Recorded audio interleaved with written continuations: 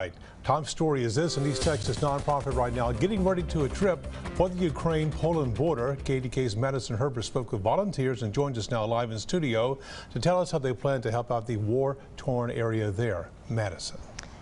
Neil, Mercy Works is a humanitarian organization hoping to take the message, help thy neighbor, global.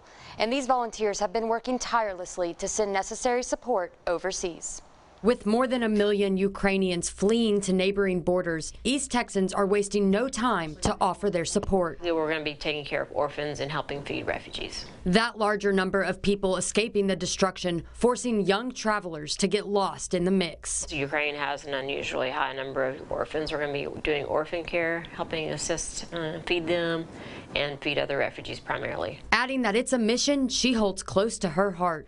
And even though they're the other side of the world, it's sort of like this is a way we can love our neighbor. Some volunteers, like Catherine Ewing, have been a part of this global assistance organization for more than 40 years. She says the word courage comes to mind when she sees our communities come together to serve others. I think people are beginning to see the value of laying down their lives and doing something great for others. Adding that in a country where most of us are used to warm homes and good meals, we're needing to actually take in truckloads of food to people and find them. And so it's actually, in one way, it's the right thing to do, but in another way, it's, I think, what everyone dreams that they would want to do. It's a dream of a lifetime to be heroic and do something good. On top of volunteers, others will be joining to assist in medical and trauma care. We'll also be doing a lot of trauma counseling. I'm pretty sure of that. A lot of these kids are traumatized because they're worried about their dads, their granddads. Some of them have died.